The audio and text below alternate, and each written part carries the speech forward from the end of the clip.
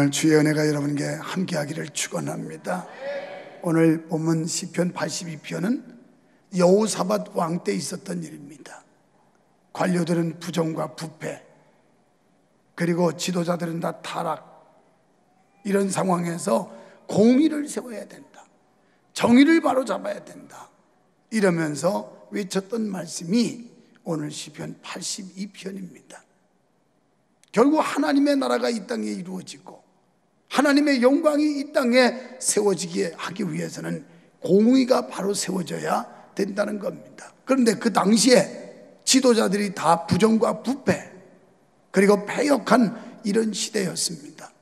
백성을 위할 줄 모르고 자기만이, 그리고 뇌물에 눈이 어두웠었고 권력 앞에 아첨하고 아부하는 이런 지도자들이 판을 치는 시대가 여호사밧 시대였기 때문에 그때를 배경으로 해서 이런 나라를 바로 잡아야 되고 이 땅의 질서를 바로잡는 기준이 공의라는 사실을 본문에서 말씀하고 있는 것입니다.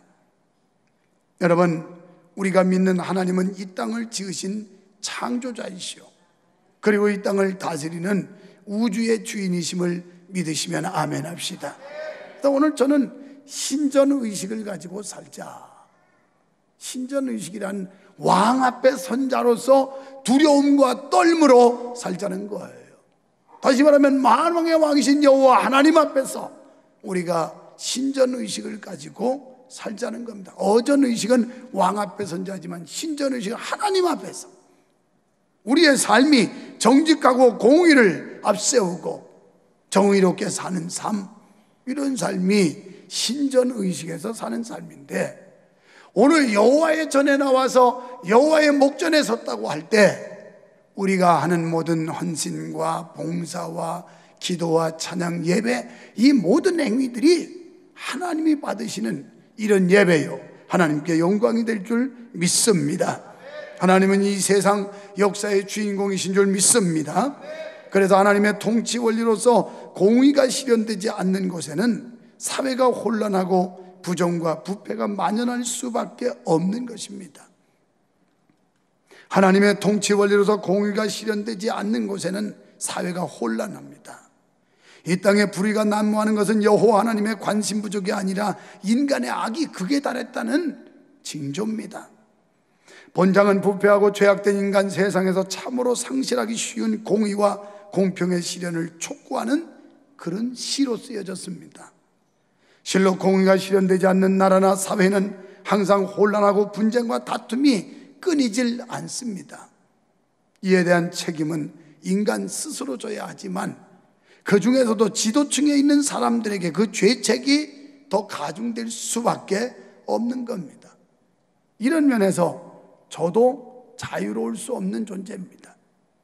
적어도 기독교의 지도자로서, 종교 지도자로서, 그리고 한 집단을 이끄는 대표적인 사람으로서 자유롭지 못하단 말이죠. 하나님 앞에 과연 어전 앞에서 어전의식으로 사는가, 신전의식으로 사는가? 여호와 하나님이 나를 하감하고 계시고 여호와 하나님이 나를 감찰하고 계시며 하나님이 간섭하고 있다는 그런 의식을 가지고 사느냐는 말이에요. 그렇지 못할 때가 너무 많아 가슴 아프고 또 주님 앞에 송구하기 이를 때가 없는 심정입니다. 그렇다면 여러분은 과연 어떻습니까? 여러분은 어전 앞에서, 신전 앞에서 한 주간 살다 오셨습니까? 제멋대로 마구잡이로 막 살다가 오늘 와가지고 하나님의 긍휼을 기대하면서 몇 마디 찬송 부르고 그리고 몇 마디의 설교를 들은 것으로 다 했다고 안위를 삼고 있지는 않느냐는 말입니다. 이게 오늘 우리의 현실이라면 정말 답답하고 서글프지 않을 수가 없는 것입니다. 법을 운용하고 나라를 다스리는 통치자는 항상 최고의 재판관이신 하나님을 의식하고 그분 앞에서 정의로운 사회를 만들어가야 할 책임이 있는 겁니다. 저는 한 주간 나갔다 오늘 일부 예배 마치고 그동안 밀렸던 신문을 뒤적뒤적 보았습니다. 목요일 날 기사에 보니까 법무부 장관 후보로 지명받은 이가 국회에서 국회 청문회를 하는데 거기에 새누리당 그 무슨 의원인데 이름 잊어버리네. 뭐 남의 이름 꼭 기억할 건 없지만 하여튼 사실이니까 이분이 물었어요. 동성혼에 대해서 어떻게 생각합니까? 우리 대한민국 헌법에도 안 되고 사회 정서로도 안 되고 우리나라 전통에도 안 되고 여러 가지 면에서 동성혼은 반대입니다. 안 됩니다. 몇 주간 동안 시끌시끌하게 했던 퀴어 축제에 대해서 어떻게 하느냐고 그분이 물었어요. 국회의원이 질의했습니다. 퀴어 축제, 개인의 자유의사를 표시하는 건 자유겠지만 그러나 사회 공익을 해친다든지 그리고 사회 악습을 나쁜 영향을 끼친다면 그거 집회 불허해야 됩니다. 반대는. 이야, 제대로 된 법무부 장관 후보 한 분 지명받았더라고요. 그분이 크리스찬인지 난 크리스찬인지 아직 확인한 바 없어 난 모르겠어요. 그러나 인류를 저버리고 양심을 저버리고 도덕을 파괴하는 이런 행위에 대해서 출세 때문에 눈이 어두워서 묵인하고 묵고한다면 그는 공범자요, 하나님 앞에 타락한 똑같은 사람이라고 비판받을 수밖에 없을 텐데 이분은 단호하게 그것은 안 된다고 청문회 석상에 답변한 걸 보고 안도의 한숨이 쏘이고 우리 대한민국 그래도 희망이 있구나, 하나님이 이 땅을 긍휼히 보시겠구나, 할렐루야. 하나님을 의식하고 우리는 그분 앞에서 정의로운 사회를 만들어 가야 합니다. 먼저 우리는 알아야 할 것이 첫째, 하나님은 이 땅을 통치하시는 분이라는 겁니다. 여러분, 이 땅의 불의와 부패가 극심하다고 해서 하나님이 존재하지 않고 인간들의 의지에 의해 세상이 돌아가고 있다라고 생각하지 말아야 합니다. 하나님은 여전히 세상을 지배하시고 통치하심을 믿으시기를 바랍니다. 그러나 자신의 통치권은 중요한 부분을 하나님은 사람에게 위임하셨습니다. 대통령을 세우고 자치단체장들을 세우고 목사를 세우고 하나님이 간섭하시고 통치하지만 그 통치권을 위임한 사람들을 세워서 역사하신다는 사실이에요. 여러분, 하나님이 직접 통치하실 수 있지만 사람을 대리자로 위임시켜서 사람을 세워서 하나님이 역사하신단 말이에요.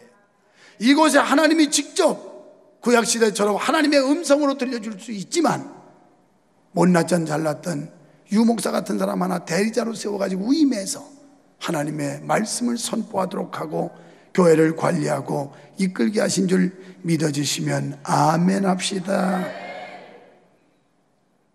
때문에 위임받은 인간들은 하나님의 뜻대로 백성을 공평하게 다스려야 됩니다. 이런 면에서 책임감을 크게 느껴야 되는 거예요. 하나님이 하실 일을 목사에게 위임해서 시켰다면 그 목사는 하나님 앞에 온전하고 정직하고 바르게 말씀을 선포할 뿐만 아니라 하나님의 교회의 양떼들을 옳은 길로 바른 길로 인도해야 될 책임이 있다는 겁니다.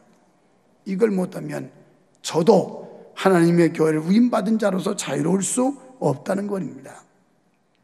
하나님은 이 땅의 모든 사건과 인격들을 세밀히 간섭하시는가 하면 이 땅의 통치자들과 재판관들의 인격과 운명을 주도하시어 당신의 공의로운 통치를 이 땅에 대행하도록 하셨습니다. 때문에 재판관들은 뇌물에 왔다 갔다 하지 말고 권력에 왔다 갔다 하지 말고 정직한 판결을 내림이 하나님 앞에 심판을 면할 수 있다는 말입니다. 로마서 13장 1절로 7절에 세상의 권세자들도 하나님께서 세우셨으니 순복해야 된다고 말씀하셨습니다. 대신 하나님께 위탁받은 명령을 바르게 수행하지 못하면 그들에게는 최후의 심판이 있다라는 사실이에요. 세상 지도자들은 자칫 권력을 남용하기가 쉽습니다. 이럴 때 우리 믿는 자들은 권력을 사람에게 맡기지 마시고 하나님께서 직접 다스려 달라고 기도하게 되는 것입니다. 세상 지도자들은 하나님의 것을 위임받은 줄 알고 겸손히 공의로 다스려야 하는 것입니다. 오늘 말씀에 하나님께서는 회중들의 모임, 신들의 모임 가운데 서 계시다는 말씀하는데 여기서 회중의 모임, 신들의 모임은 아다트엘이라는 히브리 말인데 백성을 다스리는 회중을 뜻합니다. 예를 들면 국회, 국무회의, 선거관리위원회 등등 이런 백성을 통치하고 다스리는 공동체의 모임, 이걸 말합니다. 또 하나님은 일반 재판정에도 계시고 교회, 당회, 노회, 총회에도 서 계시고 판단하신다는 뜻입니다. 마태복음 10장 30절에 보면 하나님이 어떤 분이냐, 우리의 머리털까지 세신 바 되셨으니, 이렇게 말씀해요. 이야, 이거 왜 그 허구많은 비유 가운데 머리털로 말씀하셨을까? 이게 머리털. 똑같이 그냥 아주 일률적이면 한 사람만 세 가지고 곱하기 1000, 곱하기 10,000 이러면 나올 텐데 이거 다 틀려요. 머리를 내가 보니까 어떤 사람은 숱이 엉성한 사람, 어떤 사람은 촘촘한 사람, 아주 여기 머리가 우거진 사람, 어떤 사람은 그냥 다 빠져가지고 헝한 사람, 별 사람이 다 있어요. 그러니 이걸 센다는 거예요. 의학적으로 보니까 성인이 하루에 50가락의 머리카락이 빠진답니다. 50가락 이상.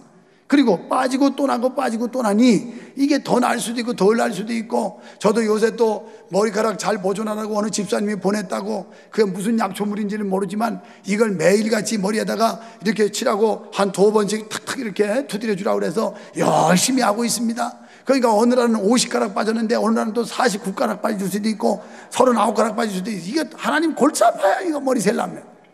근데 왜 하나님께서 이렇게 유동적이고 변수가 많은 너희의 머리털까지 세신 바 되셨으니 이렇게 말씀했을까요? 이만큼 하나님은 정확하고 세밀하고 오묘하신 하나님이신 줄 믿습니다. 그리고 시편 139편 2절로 4절에 보면 우리의 안고 섬을 다 아신다는 거예요. 그리고 우리가 숨어서 말하는 거 다 아신대요.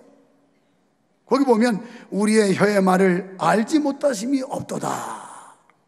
하나님이 우리의 기도 들으시는 줄 믿습니다.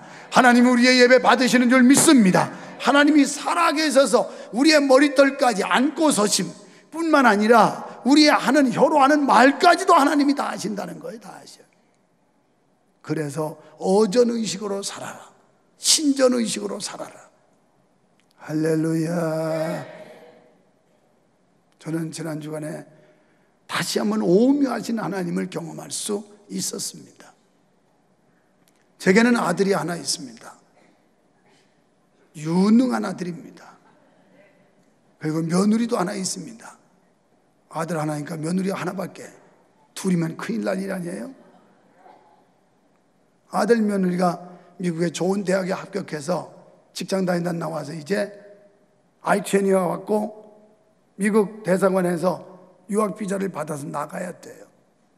그런데 언제 왔는지 모르지만 카톡에 보니까 아빠 수요일 날 9시 30분에 비자 인터뷰 예약이 돼 있으니 기도해 주세요, 이렇게 나왔어요. 수요일 날 비 와서 할 일도 없고 제 아내와 침대에서 기도하기 시작했습니다. 그런데 기도해도 깔끔하지를 않아요. 왠지 껴름직하고 이게 무사히 패스할 것 같지 않은 불결한 느낌이 자꾸 오는 거예요. 여러분, 기도하면 이 영감이라는 게 있습니다. 제가 우리 며느리 아기 실패할 때도 기도를 하면 뭔가 껴름직하고 뒤끝이 좋질 않아요. 뭐가 자꾸 불길한 생각이 들고 아니나 다를까 문제가 생겼죠. 이번에도 그래요. 그래서 기도를 계속하면서 저 나름대로 사탄아 물러가라, 이 부정적인 생각을 주는 이 마귀야 떠나가라, 막 이러면서 혼자 기도를 막 했습니다. 그러면서 하나님한테 그랬어요. 하나님, 이런 방법은 아니잖아요. 만약 비자 인터뷰 리젝 당하면 결국 유학도 못 가고, 그럼 하나님이 막으시는가 보다. 신대원이 나가가지고 목사 되라. 나 이런 식으로 우리 아들 목사시키기 싫다고요. 그리고 지금 아직까지도 내 아들 목사라고 나 권유하는 사람 아니라고요. 하나님이 이렇게 막으면 안 됩니다. 패스해야 됩니다. 패스. 그런데 이상하게 답이 안 와요. 인터뷰는 벌써 1시간 전에 끝났을 텐데 됐다 안 됐다 답이 안 오는데 얼마나 불안한지 궁금한지, 아직도 인터뷰 중이냐 해도 대답도 없고. 그래서 할 수 없이 여행사 사장한테 또 문자를 보냈어요. 우리 애가 인터뷰가 끝났을 텐데 답이 없다고. 어떻게 된 거냐 그랬더니, 아, 목사님 패스했어요, 염려하지 마세요. 그런데 뒤에 들어보니까 놀라운 일이 있어요. 하나님은 타이밍의 명수예요. 타이밍의 명수. 영사가 딱 보더니 쭉 보더니 니네 둘이 나가네? 야, 2명이면 학비가 얼만데? 그 사람들은 벌써 알지요. 학비가, 대학원 학비가 얼만데 니네 아빠가 이거 어떻게 서포팅하냐? 네 아빠 뭐하냐? 목사님이다, 시니어 패스터라고 그러니까 그래도 그렇지 니네들 어떻게 하냐고 그러면서 이 트집 잡는 거예요. 근데 놀라운 건 그날 아침에 미국 학교에서 장학증서가 날라온 거예요. 그 장학증서는 어떤 장학증서냐? 대학원 2년 동안 공부하는 절반의 학비입니다. 그게 46,000불인데 현재 환율로 하면 5천만 원이 넘는 돈이에요. 나는 아무리 자기 아들이 아니라도 이런 정도 되면 참 하나님 오묘하신 분이라고 나는 하나님께 영광을 돌릴 줄 알았어요. 그랬더니 어느 놈은 뒤로 자빠져도 코가 깨지고 어느 놈은 앞으로 자빠져도 돈을 준네. 목사 좋겠다 이런 표정으로 지금 까먹하면서 별로 반갑지 않은 거야. 나는 좋아서 살겠는데 세상에. 그래서 용사가 딱 그걸 보더니 yes, okay. 왜? 학교에서 그런 혜택을 주니까 말이 그렇지 2년에 5천만 원이 넘는 돈을 받는 게 그게 쉬운 일입니까? 이건 대학원생으로서는 여간해서 얻기 힘든 기회를, 만약 그게 없었으면, 만약 리젝트 당했으면 보통 문제가 복잡해지는 게 아니에요. 근데 하나님은 타이밍의 명수구나. 나는 그걸 느꼈어요. 오묘하신 하나님, 이게 필요할 줄 알고 그날 새벽에 무심코 자기 사이트에 딱 들어가 보니까 거기에 날라온 거예요. 미국에서, 학교에서 너 이렇게 해서 46,000불 준다, 이게 나온 거예요. 하나님께 영광을 돌립니다. 이런 세미하신 하나님, 타이밍의 명수의 하나님, 이 하나님은 내가 믿는 하나님과 여러분의 하나님이 다른 게 아니라 우리가 믿는 동일하신 하나님이신 걸 믿어주시기를 축원합니다. 세상 사람들은 어떤 결정을 하면서 하나님께서 서 계시다는 걸 몰라요. 하나님이 살아계셔서 관여하시고 개입하시고 역사하신다는 걸 몰라요. 그냥 사람 뜻대로 뭐 되는 줄 알아요. 그래서 하나님을 의식하지 않고 결의하거나 재판을 합니다. 그렇지만 사실은 다니엘 4장 32절에 하나님께서 그들을 세우셨다고 말씀했고, 또 역대하 19장 6절, 신명기 1장 17절에 그들 가운데 함께 하신다고 말씀하셨고, 이사야 10장 1절로 7절에는 하나님의 임의대로 목적하신 대로 이끌어간다는 거예요. 하나님 임의대로. 하나님께서는 2절에서 너희가 어느 때까지 불공정한 판단을 하려느냐고 하셨습니다. 악인들은 불의함으로 재판관에게 뇌물을 줘 유리한 판결을 받으려고 합니다. 뇌물 먹은 재판관은 사건을 공의대로 처리하지 않고 낯을 보아서 한다는 거예요. 낯을 보아서. 이 낯을 본다는 여러 가지 의미가 있어요. 그러나 대중을 치리하는 자는 원칙과 공의를 가지고 해야 될 줄 믿습니다. 자비도 행정의 중요한 원칙이지만 먼저 공의를 행해야 되는 거예요. 성경에 보면 공의적인 판결을 해서 죄를 지적하고 정죄하고 그것을 내가 죄를 지으니 죄인입니다라고 하나님 앞에 회개하고 잡아가면 그때 하나님이 용서해 줬지, 죄를 인정하지 않는데 하나님이 사죄해 준 적은 없어요. 회개를 해야 돼. 그러려면 공의의 잣대가 나가야 되는 겁니다. 모세의 율법에서도 이를 강조하고 있는데요, 레위기 19장 9절에 5절에 재판할 때 불의를 행치 말고 가난한 자의 편을 들지 말고 세력 있는 자라고 두둔하지 말고 공정한 판단을 하라고 그랬고, 신명기 1장 17절 16장 19절에는 공정한 판결하라고 말씀하며, 출애굽기 23장 6절로 7절에 먼저 공의를 시행한 후에 자비를 베풀라고 말씀합니다. 여러분, 모든 사람은 자기보다 약한 자를 돌보아야 합니다. 그러나 이런 이유로 불법을 행하거나 묵인하면 안 됩니다. 불법으로 묵인하는 행위는 동조하는 겁니다. 그리고 이런 사람은 공범자입니다. 악한 세상을 향하여 눈 감아버리고 악한 세태를 향하여 말할 줄 모르는 목사라면 이것은 동조자요 공범자입니다. 율법의 잣대를 가지고 그리하면 안 됩니다. 그건 죄입니다. 하나님 앞에 싫어하는 일입니다. 하지 마세요. 그러고 고칠 때 끌어안아주고 사랑으로 품어주고 용납하는 게, 이게 성경이요 하나님의 정신인 줄 믿습니다. 여러분, 공의가 실현되는 나라는 번영합니다. 그 이유는 하나님은 공의로운 통치를 기뻐하시고 축복하시기 때문입니다. 두 번째, 하나님은 이 땅의 최종 판결자이십니다. 하나님은 이 땅의 통치자들과 재판관들의 양심과 인격과 삶을 지배하시는 줄 믿습니다. 그래서 이 땅의 정의로운 통치가 이루어지기를 간절히 원하십니다. 그러나 사악한 재판관들은 어떤 하나님의 거룩한 뜻을 거역하고 자신의 고집과 타락한 욕심에 따라서 이 땅의 질서를 왜곡하곤 합니다. 이걸 우리는 막아야 됩니다. 질서를 왜곡하고 이 사리사욕 때문에 부정부패하는 이런 세력들을 단호히 대처해야 됩니다. 이때 하나님께서는 훈계하시고 경고하시다가 끝까지 잘못하면 죽음으로 심판해버려요. 좋은 말로 하다 안 되면 결국 죽음이라는 것으로 심판하신단 말이에요. 지도자의 기본 자질은 하나님을 따르는 자에게 필요한 것은 지식, 지혜, 명철입니다. 이 세 가지. 이 지혜는 배움으로 얻어지는 게 아니라 하나님이 부어주는 거예요. 우리 유능한 아들은 내가 옆에서 지켜보니까 머리 싸매고 공부도 안 해요. 아니 그렇게 공부가 쉬우면 누구나 알 것 같아. 뭐 조금 한다고 신경을 쓰는데 밤을 꼬박꼬박 세우거나 뭐 이런 공부도 아닌데 제법 해요. 그래도 제법. 이게 왜 그러냐? 그 아이가 잘나서가 아니라 하나님이 지혜를 주시면 되는 거예요. 지혜. 여러분의 자녀들, 자손들 하나님이 지혜 주시면 잘할 줄 믿으시면 아멘 합시다. 그래 하나님께 지혜를 구하라 이 말이에요. 그 다음에 명철이 필요해. 명철.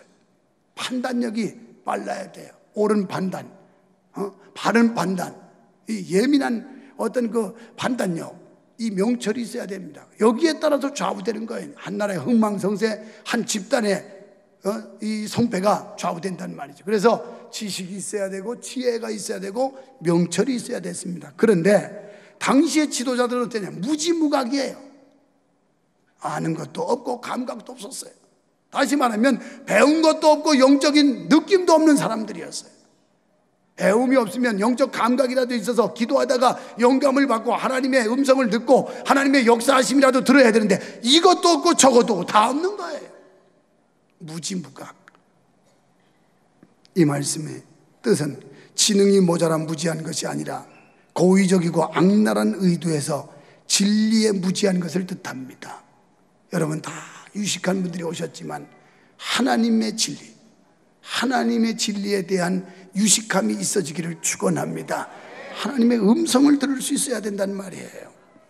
5절에 흑암 중에 왕래하니 라는 말씀은 불신앙 속에 사는 사람들을 뜻해요.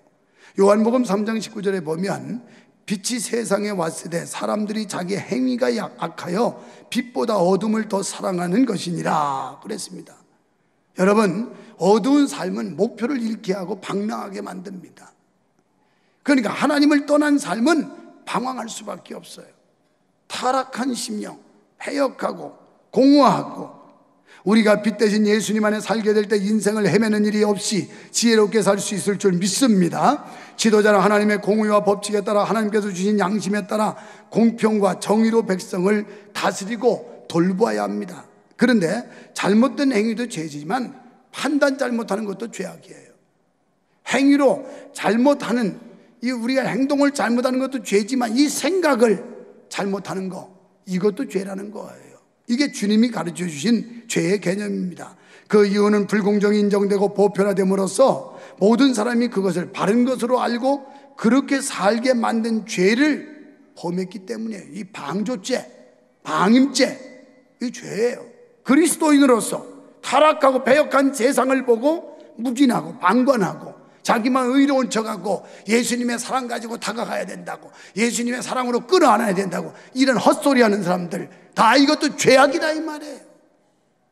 방조와 방임죄예요. 지금 타락하고 배역한 문화 속에 사람들이 병들어가고 죽어가는데 그걸 외면하고 자기만 편안하고 의로운 척하는 이런 사람들은 이것은 그 죄악에 동조하는 자로 취급한다는 겁니다. 공의가 악용되면 모든 세상의 터가 흔들린다고 본문에서 말씀하죠. 상식이 무너지고 공공질서가 무너지고 보편 타당한 삶의 원리들이 무너지게 됩니다. 사랑하는 성도 여러분, 세상에 힘 있는 자들은 자신이 가진 모든 것을 자신이 이룬 것으로 생각하지 말라는 거예요. 여러분이 권력을 얻었습니까? 하나님이 주신 줄로 믿으시기 바랍니다. 여러분이 돈을 많이 가졌습니까? 하나님이 주신 줄 믿으시기 바랍니다. 여러분이 명예를 얻었습니까? 하나님이 주신 줄 믿으시기 바랍니다. 여러분이 아름다움을 가지고 있습니까? 하나님이 주신 줄 믿으시기 바랍니다. 우리는 하나님이 주셨다고 믿을 때 선한 청지기 같이 살아야 됩니다. 청지기는 관리자에 불과해요. 하나님께서 유한적으로 우리의 생명 다하는 날까지 주신 거, 그때 관리하다가 하나님이 부르시면 다 반납하고 가는 거예요. 다 반납하고. 지금도 하나님께서 감독하시고 감시하신다는 사실을 분명히 알고 그분의 뜻대로 사며 사명을 잘 감당하시기를 축원합니다. 히브리서 9장 27절에 보면 다 같이 시작. 한 번 죽는 것은 사람에게 정하신 것이요 그 후에는 심판이 있으리니. 아멘. 옆 사람한테 기분 나쁜 소리. 성도님은 언젠가는 죽을 겁니다. 틀린 말이 아니에요. 모든 인간은 죽습니다.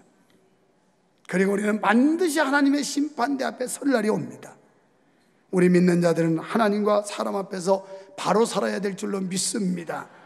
우리 한 사람 한 사람이 바로 살면 교회가 변해요. 교회가 변하면 사회가 변해요. 사회가 변하면 민족을 구원할 수 있는 겁니다. 우리는 세상의 사법적 심판은 피할 수 있어도 하나님의 심판은 이 땅에서도 마지막 심판날에도 피할 수 없다는 어전의식, 신전의식을 가지고 살아갈 수 있기를 축원합니다. 전지전능하신 하나님을 믿고 의지하시고 하나님 앞에서 삽시다. 그리하면 신실하신 하나님께서 우리를 끝까지 붙들어 주실 줄 믿습니다.